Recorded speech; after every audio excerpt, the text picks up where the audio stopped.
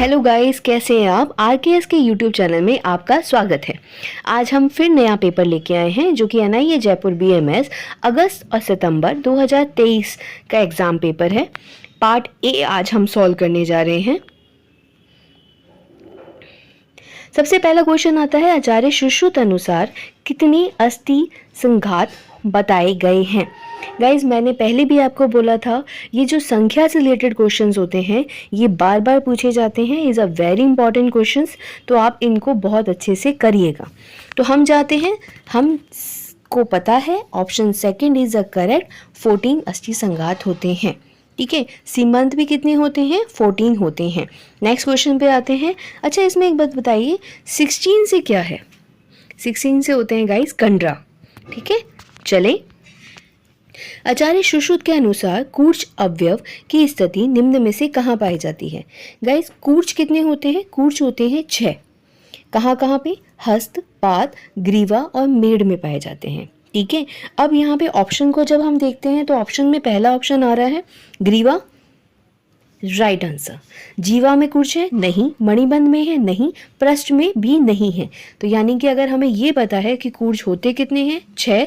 Previous exam में ये question आया है। कूर्च अवयव की स्थिति के लिए बात करें तो कहाँ कहाँ होता है? हस्तपाद, ग्रीवा और मेड़। कहाँ कहाँ? हस्तपाद, ग्रीवा और मेड़। तो इसका आंसर जाएगा ए। मांस रज्जु के लिए निम्न में से कौन सा कथन असत्य है? ओके, ये जो रेफरेंस लिया गया है गाइस, इसमें 2 रेफरेंस आए हैं। पहला तो सुश्रुत शारीर 5वें चैप्टर का 14 श्लोक जो मैं यहाँ पे लगा रही हूँ।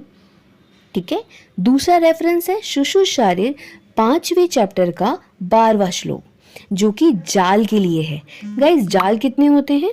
जाल भी होते हैं 16।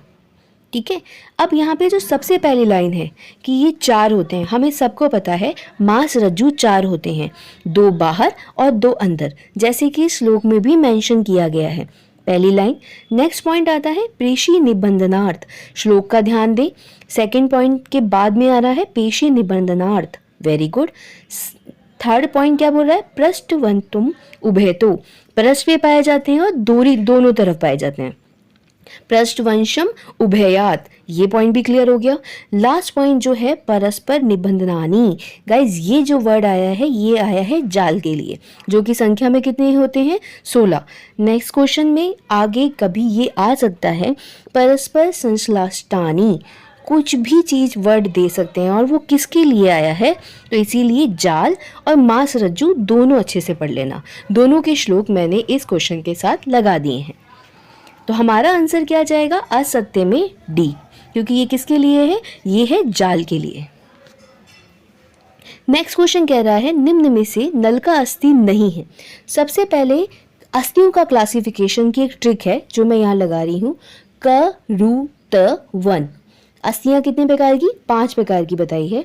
क से होगी कपाल अस्थि जो कि फ्लैट बोन्स होती हैं, इसके अंदर आती हैं। इसके most example easily scapula, sternum, ये जाने जाते हैं। सेकंड कौन सी होती है? रुचिका अस्थि। इसके अंतर्गत कौन सी आती है? Teeth bones. ठीक है, सोवर्चल लवण के समान इसको माना जाता है। दंत वाली रुचिका अस्थि में आती है। तीसरी है तरुण अस्थि जिसमें आते हैं कार्टिलेज, नेजल, ईयर, ऑर्बिटल, ये वाले सारे पॉइंट यहाँ पे आते हैं। नेक्स्ट है हमारी वलय यानी कि राउंडेड, जिसमें हमारा एग्जाम्पल आता है रिब्स का। नेक्स्ट होती है नलका अस्थि जिससे रिलेटेड हमसे क्वेश्चन पूछा है। गाइस, नलका अस्थि में लॉन्ग बोन्स आती हैं जैसे ह्यूमरस, फीमर, रेडियस, ये सारी। ठीक है, अब यहाँ पे जो पूछा गया है प्रगंडा अस्थि। प्रगंडा अस्थि गाइस किसे कहते हैं? ह्यूमरस को कहते हैं, यानी कि ह्यूमरस तो आएगी नलका अस्थि में। Very good. ब्रही प्रकोष्ठा अस्थि किसे कहते हैं? गाइस, रेडियस को कहते हैं, यानी कि ये भी आएगी। नेक्स्ट लास्ट में लिखा है अंशफलका अस्थि। अंशफलका अस्थि गाइज होती है स्कैपुला, जो कि कहाँ पे पढ़ी थी हमने? कपाल अस्थि में, यानी कि ये नहीं आएगी। अब मेरा क्वेश्चंस आप लोगों के लिए ये रहेगा कि उर्वा अस्थि में कौन सी आती है, आप मुझे बताएंगे। उर्वास्थि भी गाइज एक लॉन्ग बोन ही है। अब ये इसका किसको कहा जाता है ये आप मुझे बताएंगे।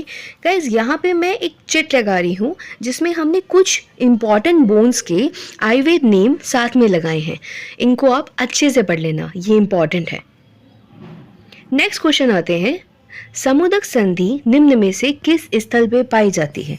गाइस अब ये क्या पूछ रहे हैं, समुदक संधि निम्न में से किस स्थल पे पाई जाती है?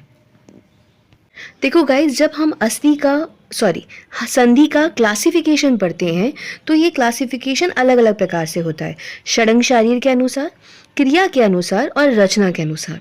ये जो क्वेश्चन पूछा गया है ये रचना के अनुसार क्लासिफिकेशन का पूछा गया है। इसकी ट्रिक मैंने आपको यहाँ पे मेंशन की है। ये कितनी प्रकार की होती हैं? रचना के अनुसार संधियाँ जो होती हैं वो 8 प्रकार की होती हैं, जो मैंने यहाँ मेंशन किया है। अब इस मेंशन के अनुसार चारों ऑप्शन को सॉल्व करते हैं।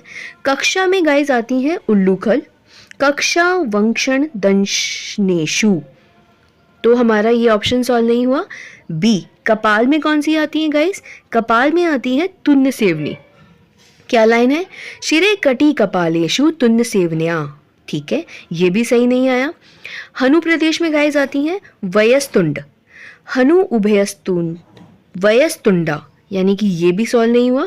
लास्ट ऑप्शन यानी कि गुदा हमारा सही आंसर जाएगा। इसमें आती हैं समुदक।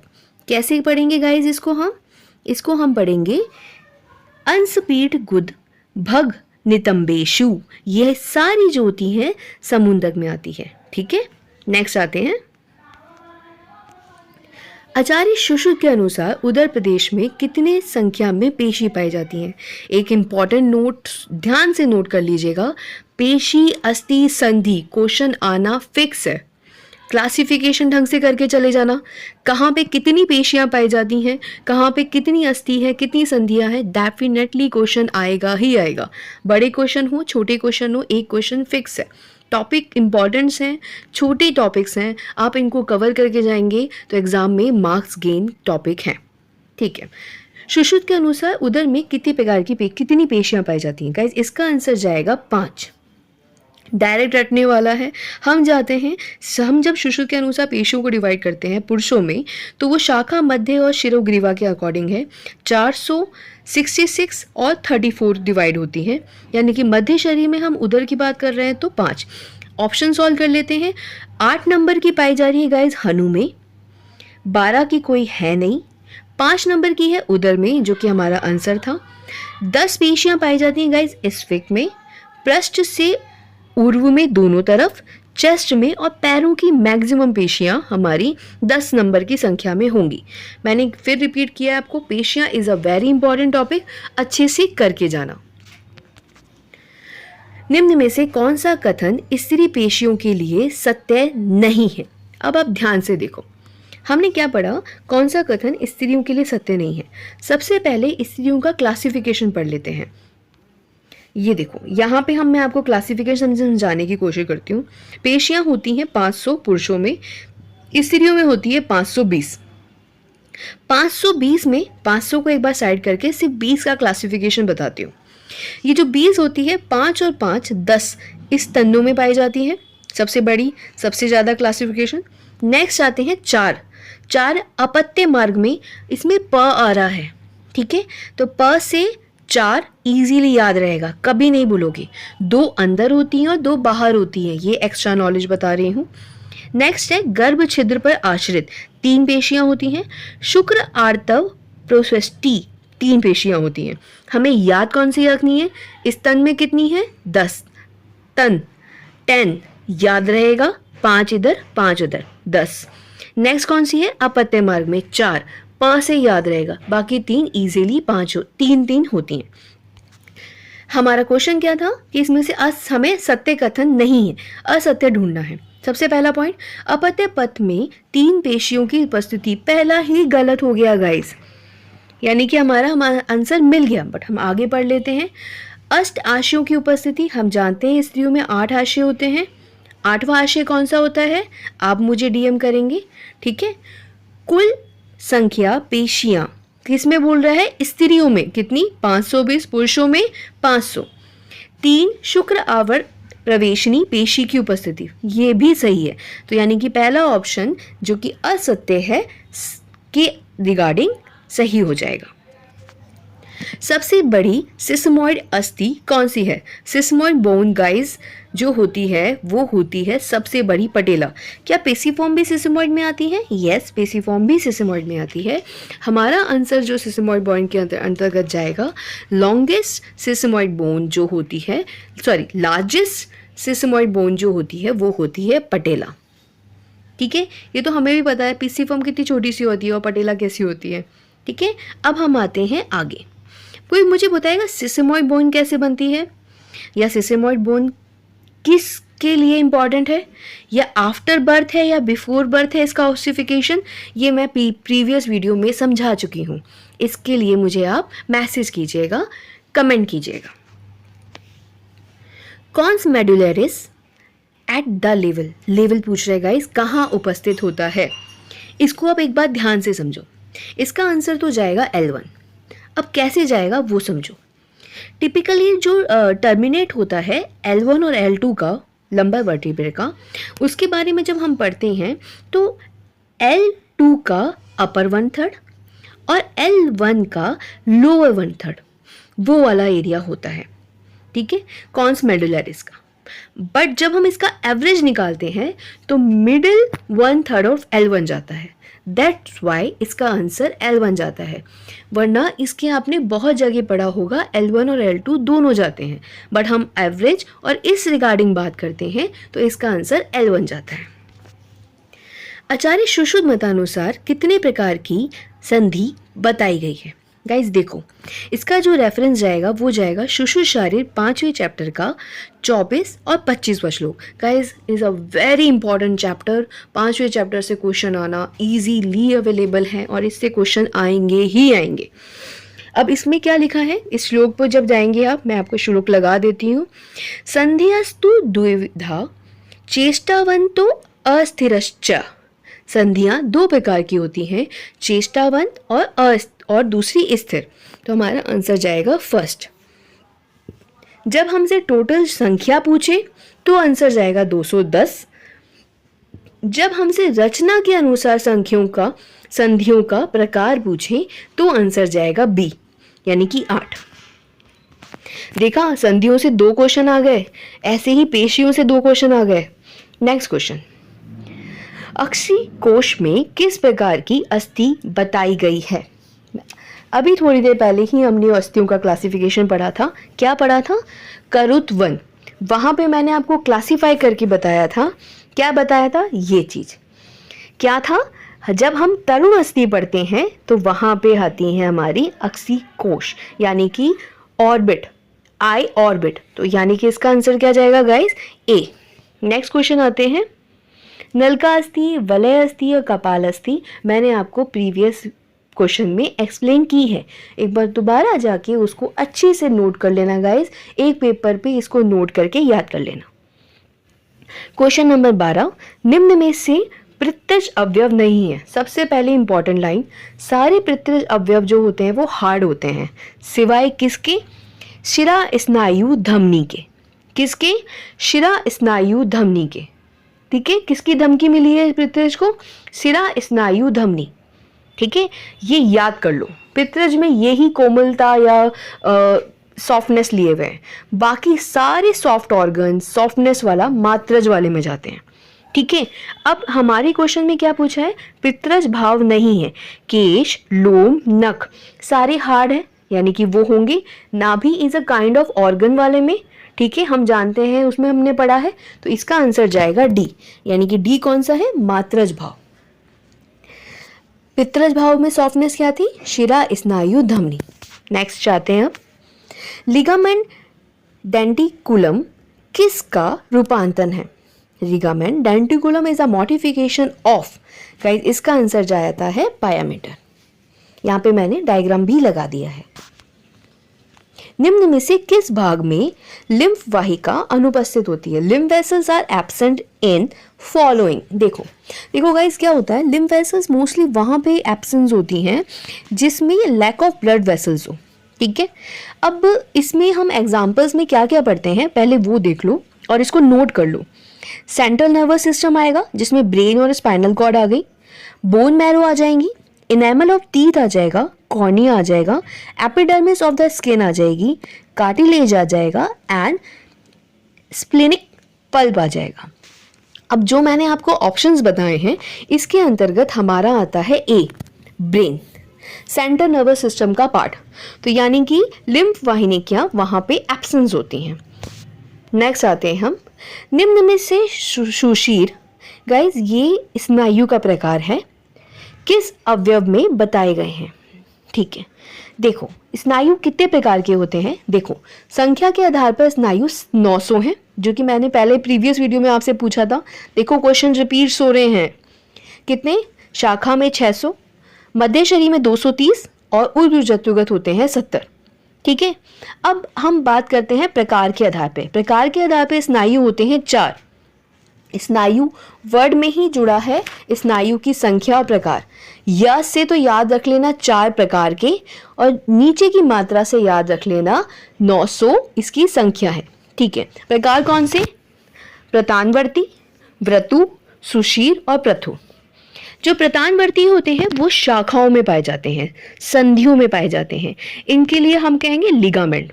ठीक है, जो व्रतु होते हैं वो कंडरा यानी कि टेंडन्स होते हैं, जो कि पृष्ठ भाग में, पृष्ठवंश में, दोनों पार्श्व वाले एरिया में पाए जाते हैं। जो मैं आपको बता रही हूँ इनको इंपॉर्टेंट है, इसको नोट कर लेना, यहीं कहीं इंपॉर्टेंट टॉपिक कवर करवा रही हूँ।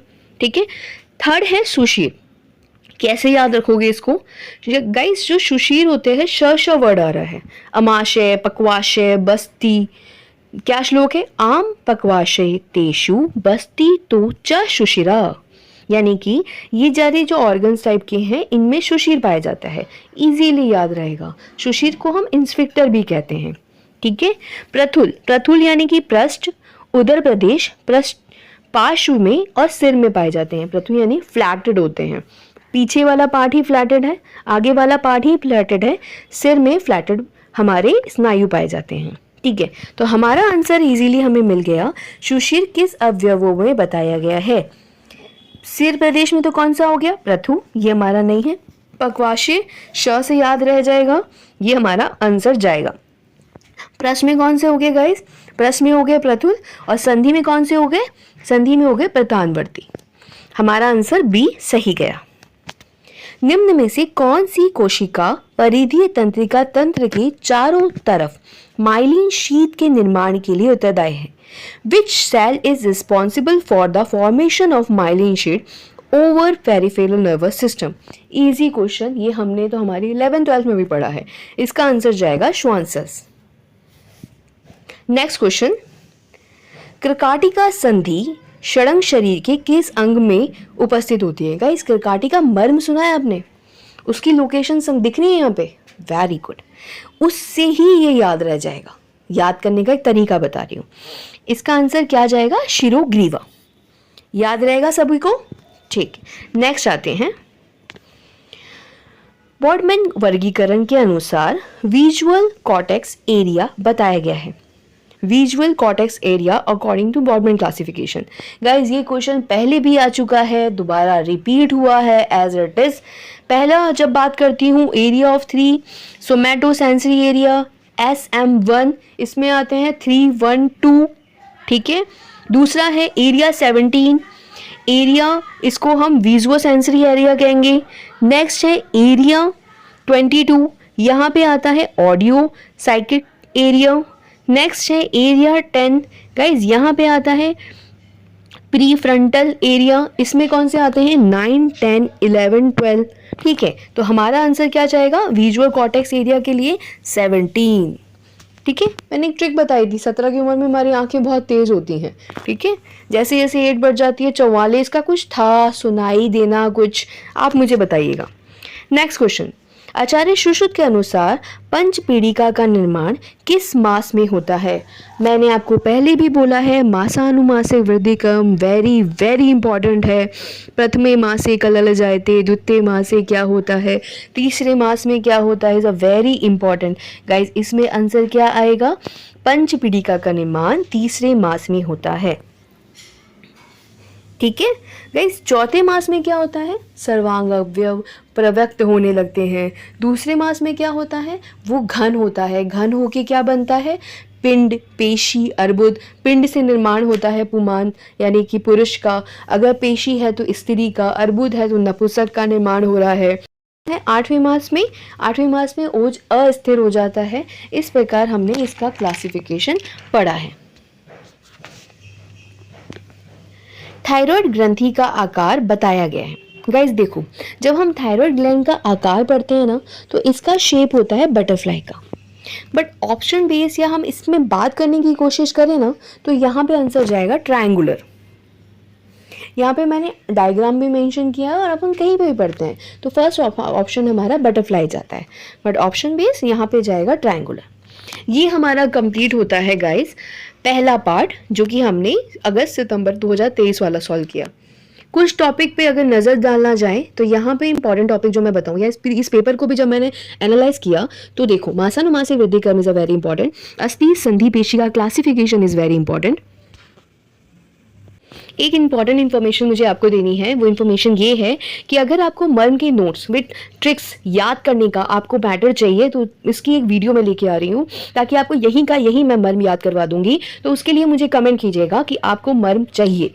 अगर आपकी रिक्वायरमेंट होगी तो डेफिनेटली मैं मर्म के नोट्स विद ट्रिक्स आपको याद करवा दूंगी। Okay guys, thank you.